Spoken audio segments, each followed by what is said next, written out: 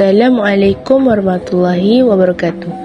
Kami dari Sekolah Menengah Tunku Sarafuddin Badisha yang terletak di Kulim, Kedah.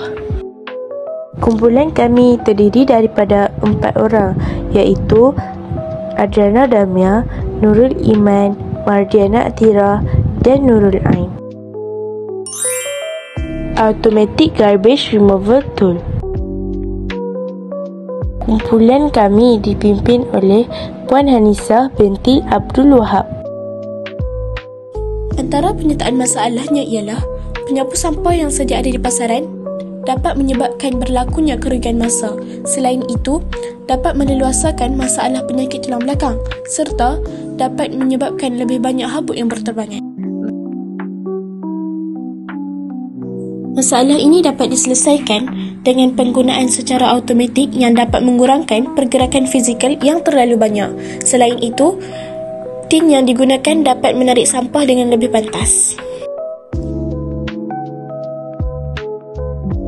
Seterusnya ialah lakaran Automatic Garbage Removal Tool.